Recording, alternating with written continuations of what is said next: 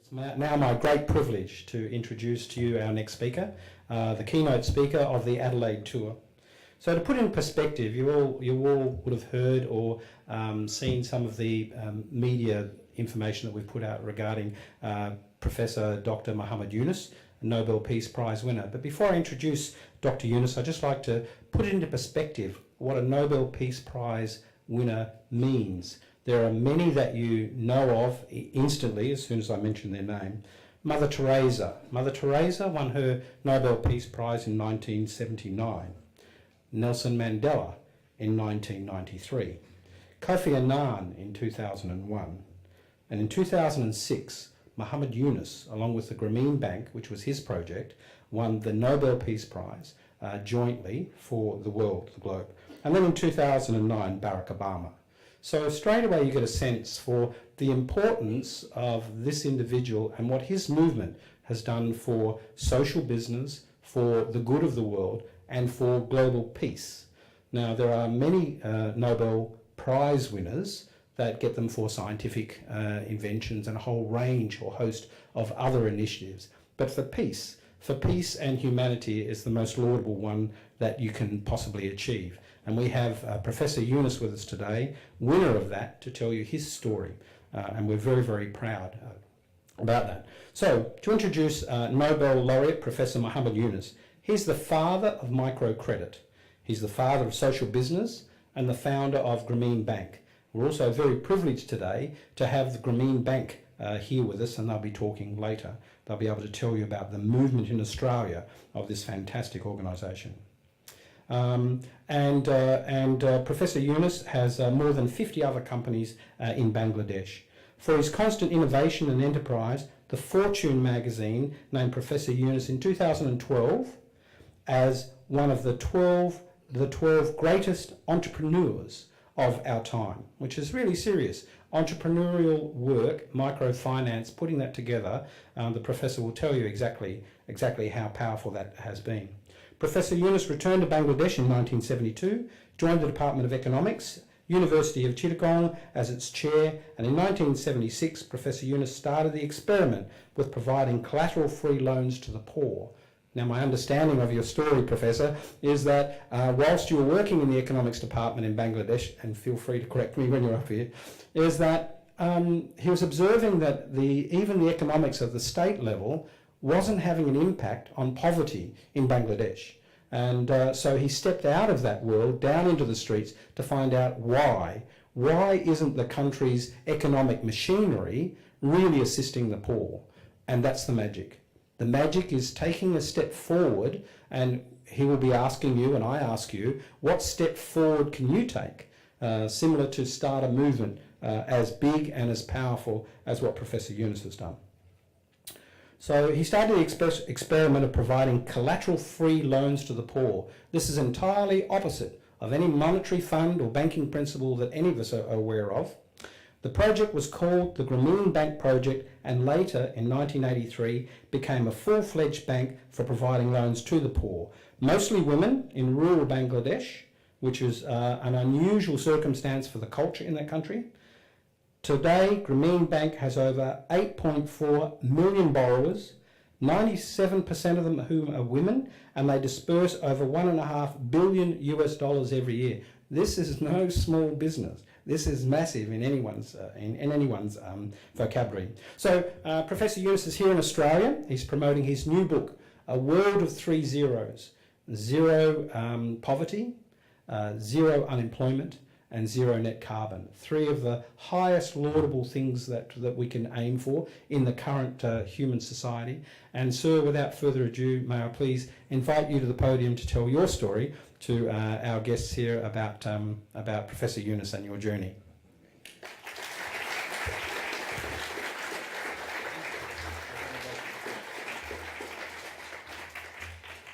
Thank you. Good morning. Well, I'm delighted to be with the young people, and that's where my journey began with the young people, because as I was introduced, I was in the university teaching back in the early 1970s, and the difficulties that I saw with the life of the people around the campus got me into it along with my class. So it's not me alone, it's just students that I have around me. We were together trying to see what we can do with it. So we did our own way. We didn't try to follow any previous guidelines or something. Everything we did was kind of on the spur of the moment jump. It's not pre-thought out, pre-designed things. So most of the time we are told they have to plan something before you do something. I'm just the reverse of that. And that's what my whole experience was. Never planned anything. And even when I jumped into it, I had no idea what I'll do next. So I had to find the next step. The next step came from the first step, out of its own push, its own pressure. And then when you go to the second step, you don't know what will happen the third step. So there was no plan ahead of time, which is normally we are told you plan ahead and so on and so forth. That's not what happened in my case. We didn't have any, forget about the long term, even immediate plan that how to get to. But that was also an advantage because we remained completely flexible to move in the direction which circumstances pushes us.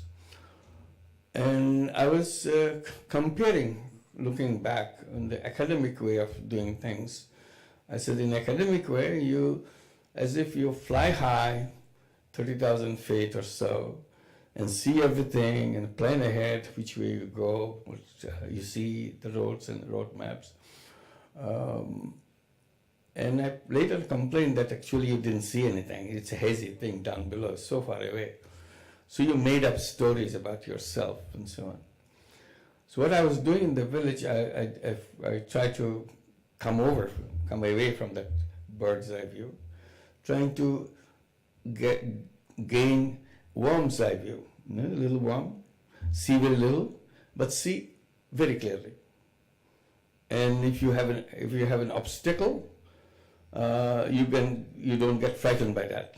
Worms always find a way going around and something. So you always find a way to get around. Not suddenly go, oh my God, what am I going to do? It never happened like that.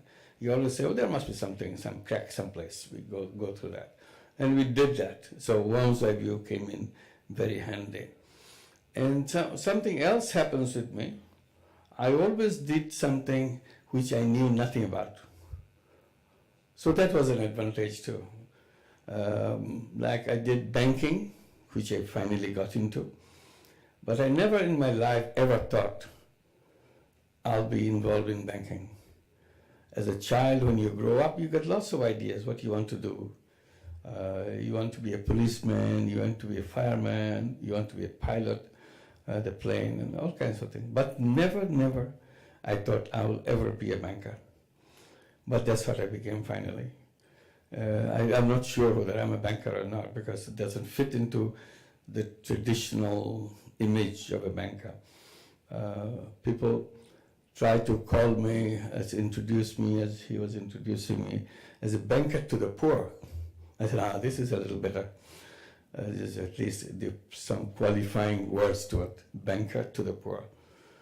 And then I also ask, when I'm introduced as a banker to the poor, if there was a banker of the type that we know, running a big bank in the city, he's also attending the same meeting, how would the introducer introduce him or her? Possibly you'll say he is a big successful banker, he is an amazing banker, and lots of things about very successful banker. I said, that's where I object. See, you call me banker to the poor, you call him or her as a successful banker, great banker, and so on. The reason when you explain that I'm a banker to the poor, you define where my banking is. When you see a bank, you say a banker, without any qualification, you are not quite explaining what he does. Because, I said, if I'm introduced as a banker to the poor, he should be introduced as banker to the rich. Isn't that right? Yeah, because we don't do that. We say he's a banker, as if he does banking for everybody. He doesn't. And that's what the gripe that I had all along. How come they don't? If they don't, then they should identify themselves, call themselves, I'm banker to the rich. And okay, that's fine. Then if we had done that, we would have come out with the idea what kind of person or what kind of work will define a banker to the poor. Because he says he's a banker to the rich, it's fine, he does that. The whole world today, when you say banking, is actually banking for the rich. But we don't say that. And the fact that we don't say that, that's very damaging in our thinking, in our actions and so on. We think as if they're doing everything. They're not doing everything.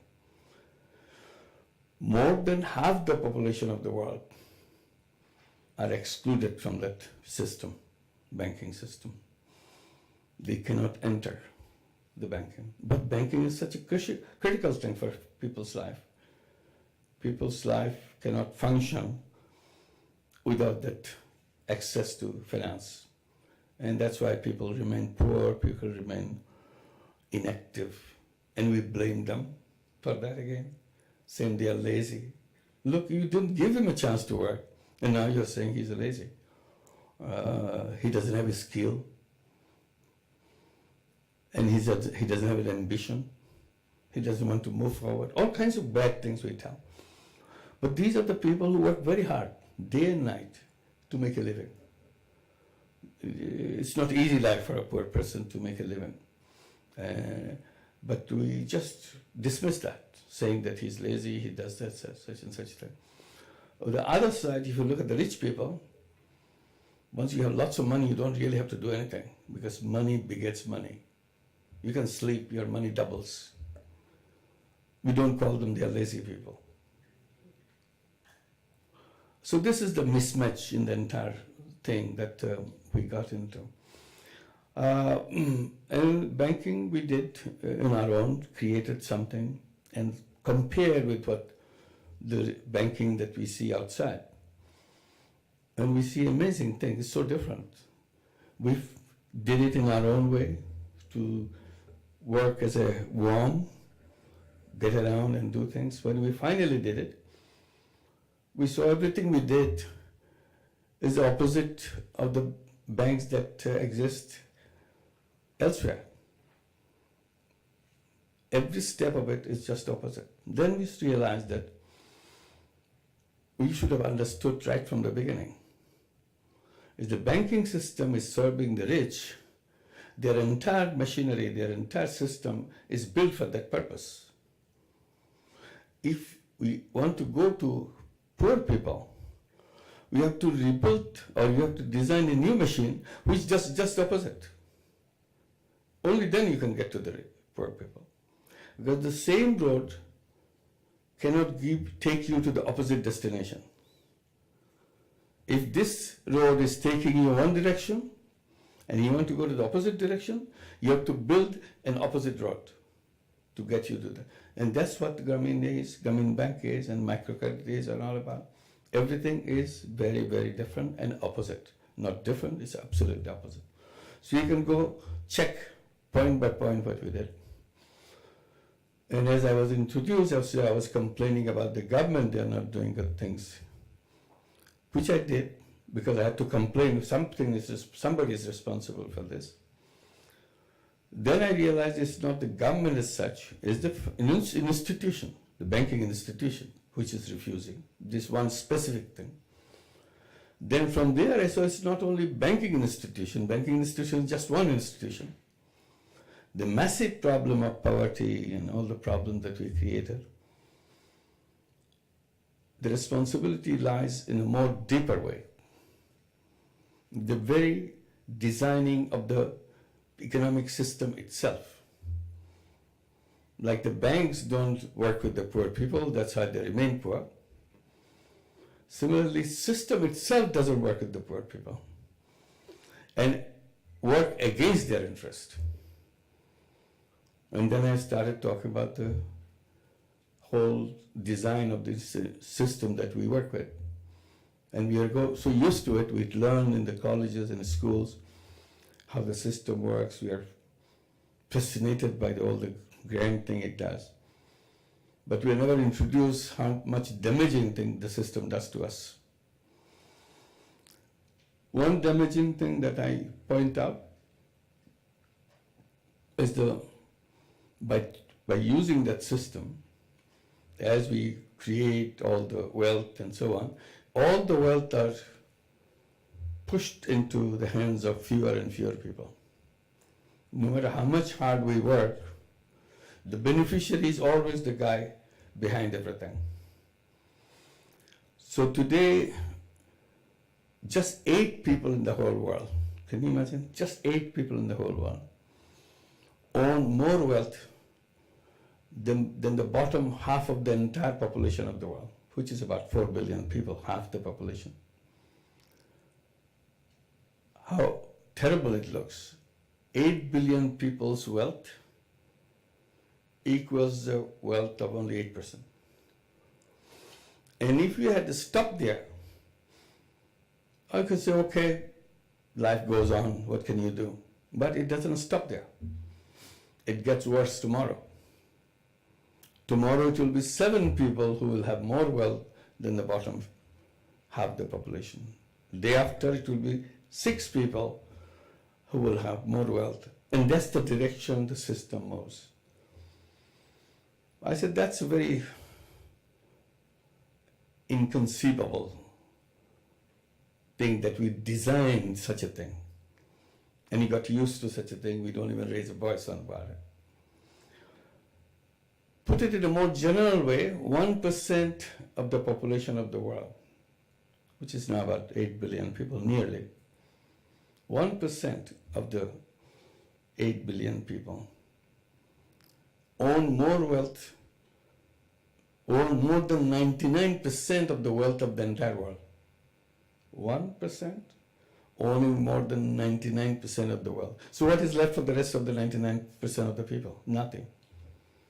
And that's where we are here. We are all belong to that group, that 99% group who has only access to 99%.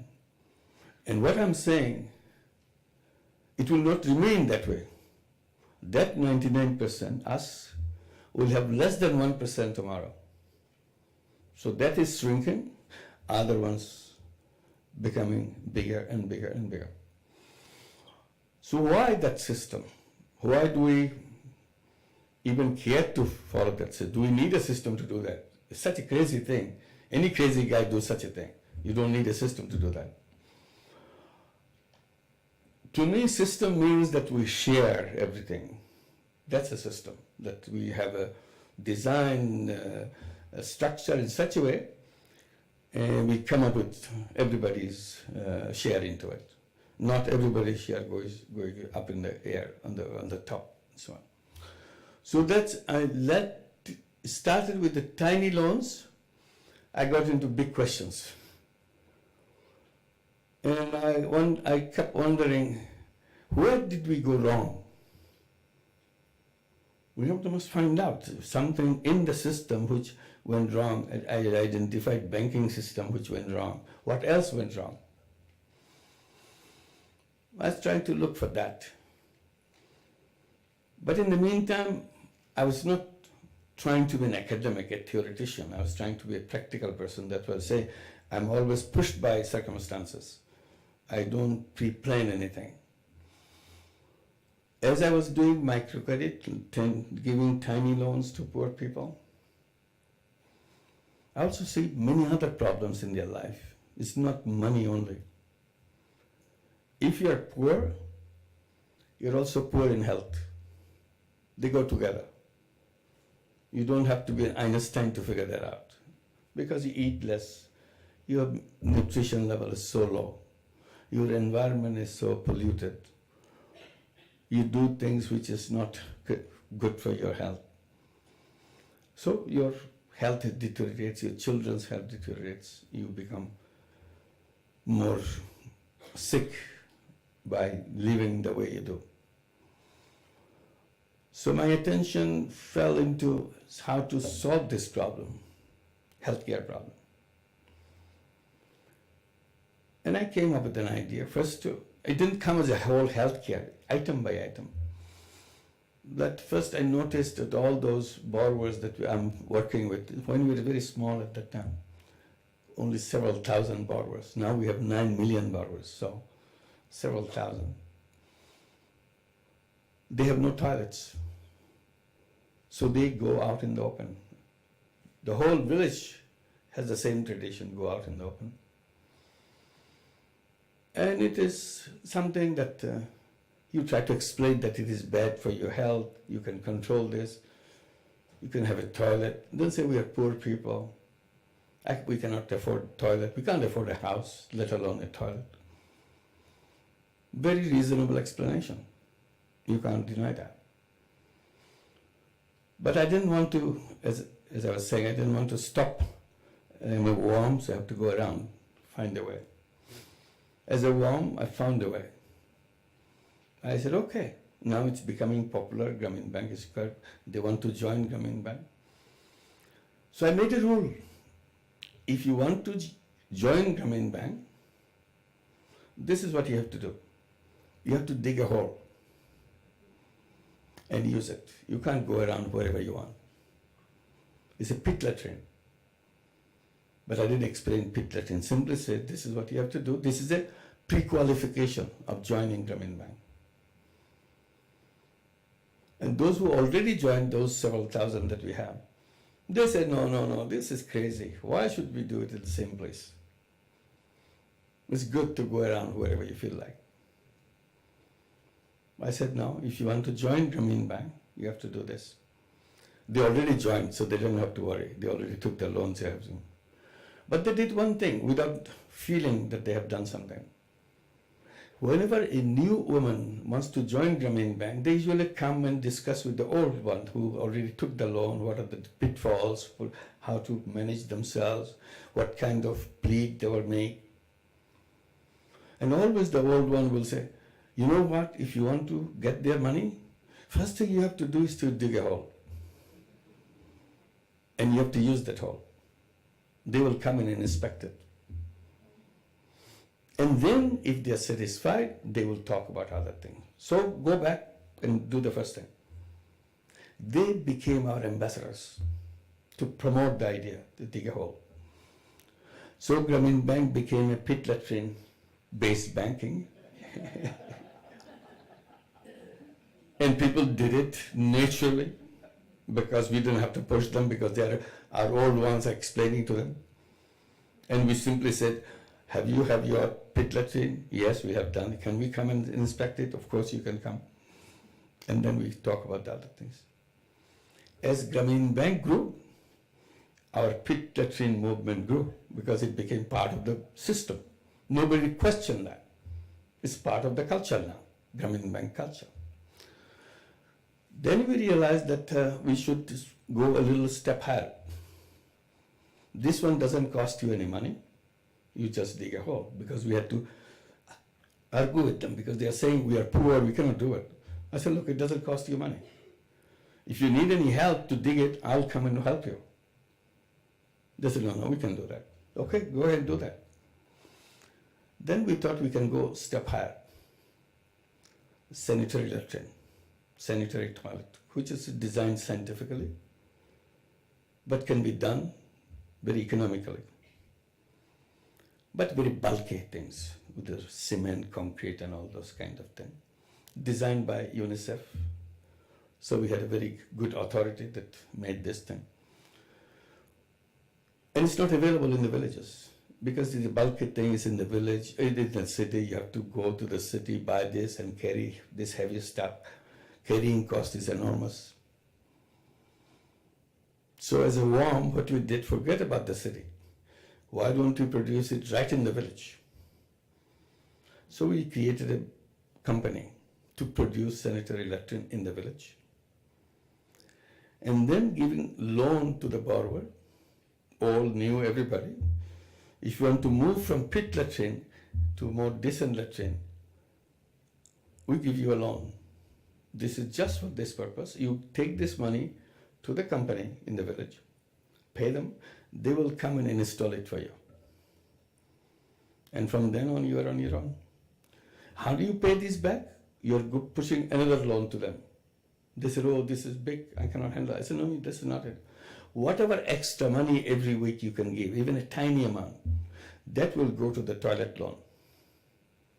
You can take as much long time as you wish, but every week put a little money for the toilet. Then it became very comfortable for them.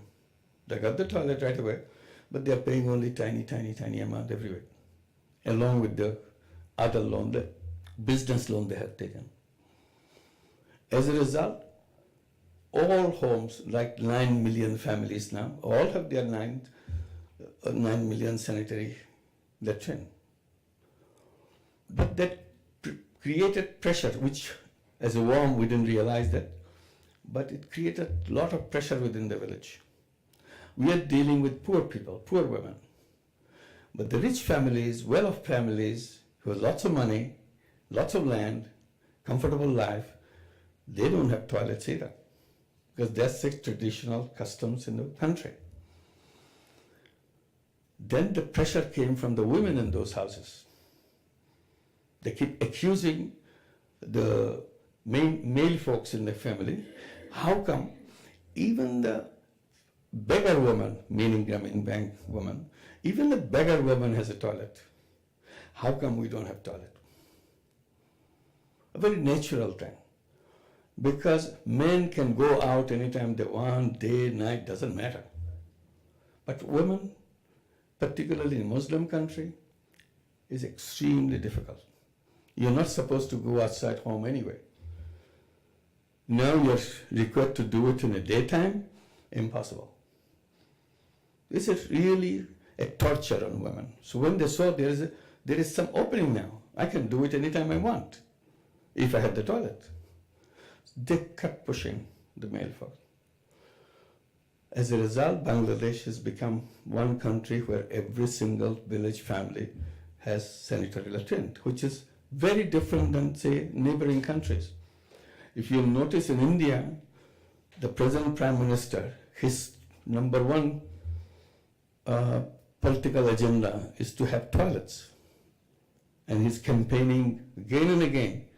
But he doesn't have a mechanism. He looks at Bangladesh, he says, how did you do that? I said, this is how we do it. But he doesn't have that mechanism to interact with the individual the way we could do that. So the warm kind of policy become very effective because we are with the people right there. And it's a difficulty, we don't see any difficulty. If you're an outsider, difficulty looks like big. But if we are inside the difficulty, it doesn't look so big. It's simple. So closer you come to the trouble spot, better it is to solve it. Because you start feeling the holes in it. One explanation we were always given in Bangladesh by the theoreticians, no, you can't lend money to poor people because the power structure in the village is so tight, they will not let you go anywhere near the poor people because they want to be the beneficiary of all the benefits coming to the village. That's the power structure of the village. It's like a wall protecting their interest. I said, in your theory, the bird's eye theory, it looks like a big wall. But we work in the village. In all these years of work that I do in the village, I tell them, I never seen a wall. That you're saying, we go to the poor people, nobody is coming with a big stick to hit us. No, it does not. So it's an imaginary wall. You are residing outside that wall and they're threatened by that wall. You cannot go to the poor people. We did. I said, if you had a wall, even if you had imagined a wall, that's a wall with lots of big holes in it because you can go in and out, nobody knows, nobody notices it. See, imagination is of this from a distance and the reality of the situation is completely different. I said, we didn't see any wall from the power structure of the rich people. We had other kinds of problems. Problems of religion. Religion opposed us heavily. Bangladesh is a Muslim country. The first accusation that we had to face, that we are destroying the religion by giving loan to women. Women are not supposed to take money and start business and be in the marketplace. And when you are accused of destroying religion, that becomes a very sensitive thing. Everybody is against you. And that is the accusation, all the fatwas coming for us. And we are a small organization at that time. We are supposed to get scared about it. But we didn't. We said, well, we don't destroy anything. And it's up to you to decide whether you want to take the loan or your woman. If you decide women taking a loan from the bank is against the religion, don't let them take it. But I don't see anybody stopping them. Just as long as they're willing, I'll give it to them. No. You are actually, they accused us. In the name of credit, you are actually Christian missionary. Very simple. Because what you are doing, you are attracting women. These are the innocent, most innocent part of our society. They don't know anything. So that's why you approach the women. They believe everything because they don't have any idea what the outside world is all about. So you are going to them, give them money, they get very excited.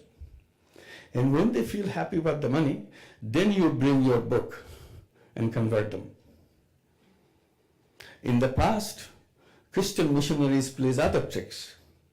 What they have done, I'm just quoting them.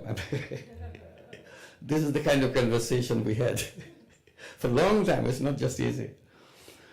The Christian missionaries, the trick was they come to a new country, non-Christian country, and then in order to win them over, they start a hospital, healthcare program. And people become very obliged to them because you saved my child, you saved my wife, you saved my father, and win them and gradually sell their religion because now you trust them and it's easy for them to go. Then when this trick of hospital didn't go very far, they came up with schools. They set up schools, win them over, and then convert people. Now these things are known tricks. So they came with a new trick. Give them the money and then convert them. I said, look, we are all here, local guys. He said, yes, but you are their agent. What do you do? So we tried to do the other way, attack them rather than defend ourselves. We said, you know what?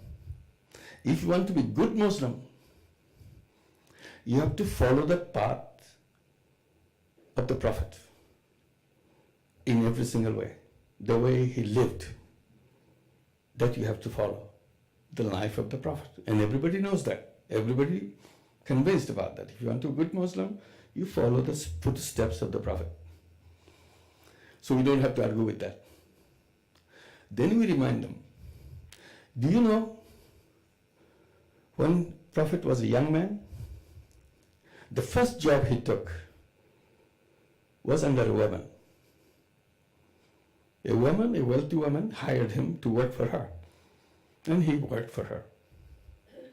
That story is known to every Muslim. Then, later on, he married the woman. So this is his footsteps. So the lesson is, if you want to be good Muslim, you have to work under a woman. Because that's what the Prophet did. And better still, you have to marry a businesswoman. Because that's what he did. And if you can't find businesswomen around you, come to us. There were lots of businesswomen here. It was fun. but made the point very sharply, because you cannot deny this. This is history, everybody knows. So he said, if Prophet likes a businesswoman, who are you to tell me that I'm destroying religion? I'm encouraging religion. You're pushed them out of business, I'm putting them back into business. And you're lucky now you're marrying a businesswoman, or your wife is a businesswoman, you're following the path of the Prophet. So all those things, I'm giving the example, this is just one example, there are many, many, many such things.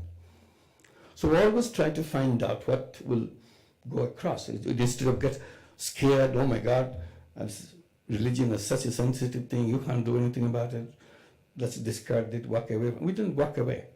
We're just trying to see, because we are very convinced that this is the right thing to do. So that's how it worked. So we created like the sanitary latrine as a business. It grew as a business because now everybody wants to have that. So our sanitary latrine business also grew. This is just one example. Every time I try to solve a problem like this one, I create a business to solve it. And I created many, many businesses, some of them nationwide business, big business. But it has one special feature. All these businesses I created is not for making money for myself. It's a business, it covers its costs, it makes profit. But nobody takes that profit personally. As an investor, I can take back the investment money. Whatever I have invested, I get my money back. After that, I don't take a penny out of it. The profit then is plowed back into the business. It grows. That's how all the business I create, they keep on growing and keep on solving people's problem, like this latrine problem, like the healthcare problem, any other healthcare. We introduce health insurance. It's not a health insurance, it's a business, but you get a health service. And we cover all our costs with the insurance premium that is very small, $4 a year for the entire family. You get all the health services. And we put full doctor right in the village to take care of you. They have never seen a real doctor in their life. They're dependent on quacks, on the traditional medicine. God knows what that medicine is. But this guy has to live there and serve the people because we pay them well out of that $4. And we cover all our costs. So each one we did that. And that we started calling it social business. Another kind of business. And everybody says, what is this? How can you run business without making money? I said, I do. Is there any law against it? I don't want to take profit from company. Is the government putting me into jail for that? No. It's my decision. Nobody can stop me. So they said, how does it work? I said, it works because I want it that way. It's a non-dividend company to solve human problems. Now there's a whole lot of them coming up, particularly young people love it. We just signed an agreement with the University of South Australia to create a social business center in this, so that the young people can understand what this business is all about. I said, the problem is all the businesses we have in the world are all about making money, as if all human beings are plastered with a glass with dollar signs. All you see is dollar, nothing else. I said, no, there's much more than dollar in our life. And instead of having that dollar sign glass, we can all wear bifocal glass. With dollar sign, yes, but at the same time, you see the long vision of the world. We can do things. So you can have two businesses. Business to make money, business to solve problems. No problem. Because we have it in our heart that we want to solve problems. We have the capacity. We have enormous capacity. So that now is becoming more and more popular. Young people, old people, everybody wants to do that. We are used to do charity. But the moment we talk about business, people get scared. I said, this one is better because in charity, money goes out, does a wonderful work, but the money doesn't come back. So you have only one-time use of the money. But if you do the objective of charity and put a business engine behind it, and the money goes out, does the work, and it comes back. And suddenly it becomes powerful because same money can work forever and ever. It never stops. And that's what the social business is all about. And that's what the young people come about. Two things for the young people. To grow up that there are two businesses. Either I do one or the other, I do both. Should I work for a social business company or should I work for a money-making company? If I work for the money-making company, I get my salary, but he gets the wealth. That's the wealth concentration comes. If I don't work for the guy, he doesn't have the wealth concentration. Because the guy doesn't do anything, I do it for him. That's it. And then I keep saying, human beings are not born to work for anybody else. Human beings are entrepreneurs. Our theory has misguided us. And we followed them and trying to get a job. I said, no, we are a creative human being. Unlimited creative power for each one of us. Why should we surrender our creative power to fit into a slot of a company? That slot doesn't need my creative power. They need only repetitive power. Why should I compromise my creative power in exchange of repetitive skills? So that's the issue that I raised for young people. I say we are not job seekers, we are job creators. We can change the world that we want. So that's a basic issue that guides me in seeing, and this is the path of the worm that I take, see things and say things. And I see that people like that idea. I said, I'm not imposing anything, I'm simply giving you an option. Whatever you want. Would you like to live your whole life to making money all your life? Or you want to say, no, I can make money also, I can be useful to other people with my creative power and so on, solving problems through social business. I can create a social business, I can participate in a social business, I can invest my little money into a social business. I don't have to own the whole thing, I can take a part of it. So now big companies are also coming, small companies are coming, creating social businesses. And that's what encourages me. When I talk about the 3 zeros, that's the book. Zero poverty, zero unemployment, zero net carbon emission. Because we have no escape. We have to achieve that. If you don't achieve that, we'll be in a disaster path. We'll destroy ourselves.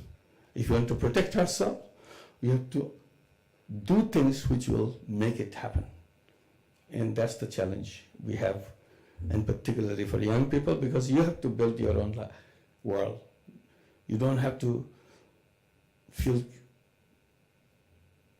easy that your parents have created a life world for you where you can just coast along. It's not like that.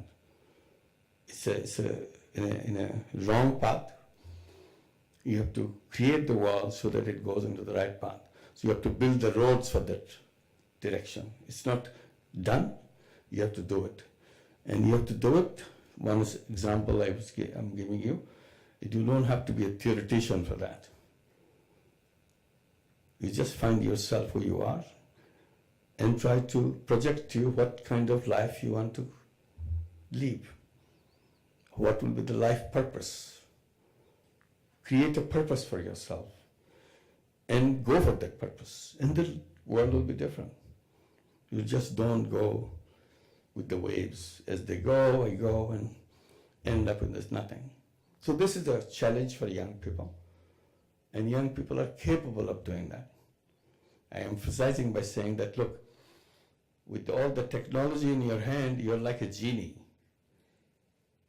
You can do anything you want. The question is, you have to find out what you want. And that's the most important thing.